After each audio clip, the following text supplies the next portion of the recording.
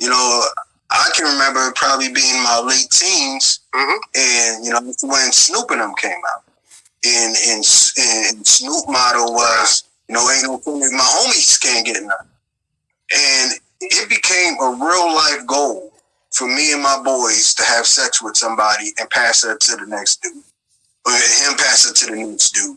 So it's more than just music. Like, that thing really gets embedded inside of us, the messages of the music. On the sexual miseducation of black men. I wanted to bring that up because I'm seeing these songs, you know what I'm saying, you effective on women and stuff like that. Songs you super raunchy. We singing these songs and don't even really know everything that we singing, like, at a very young age. Like, we singing this stuff like it's the popular song. We just be singing it. So it's just crazy how that, I remember singing this stuff and just singing the words, but not really fully understand what I was singing until I started seeing certain videos. Like, then it's like, once I saw the videos, it just, you know, open your heart up and open your curiosity up about what's going on. So it's deep, you know what I'm saying? It get deep when we talk about it. Yeah. And oftentimes when we talk about it, people might argue and say that it's just music. But I always feel like, you know, the messages, the images, it becomes way more than music for us. You know, maybe when you're 5 or 6, you're just kind of like on autopilot and repeating songs. But as you get older and you start to understand what they're actually saying, you want to act out what they're saying in them songs. You know, I can remember probably being my late teens, and you know, when Snoop and them came out, and Snoop motto was, you know, ain't no fool if my homies can't get none, and it became a real life goal for me and my boys to have sex with somebody and pass her to the next dude, or him pass her to the next dude.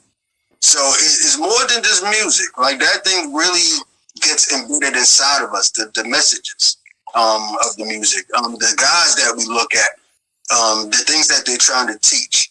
So my next question is, what are some of those lessons that us as young black men learned, and even, you know, some of the lessons that the younger men are learning today about women and sex and themselves? What's some of those lessons that those seeds that are getting dropped in their heads and got dropped in our head?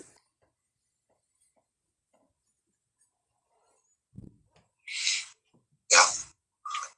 I believe, like, one of the things I learned was, like, a perverted way of fulfilling my purpose. So in the word, it says that God created man to be fruitful and multiply and to have dominion. So I realized when I look back over my life, I was always taught to be fruitful and multiply and have dominion, but I was always taught it the wrong way. So, you know, have dominion to subdue the enemy or to conquer.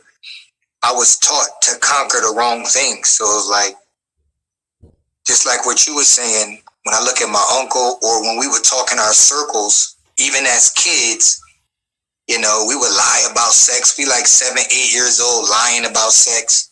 And it became a goal to whoever can get the most women was the strongest man. So we're practicing that mindset at 7 or 8 years old, lying about sex, lying on our man. Yeah, I had sex. We talking about we 8 years old.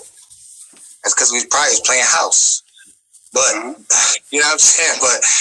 But look at what we're practicing. Look at the indoctrination that we're being taught, and we're rehearsing it. And then now we're competing with one another about how many women we can have dominion or conquer over.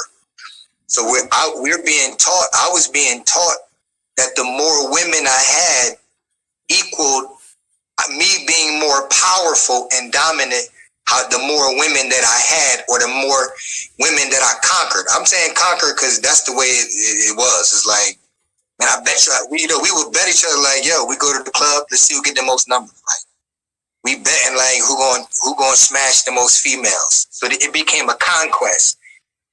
in a funny way, I respected females. Like in a weird way, it was like I wasn't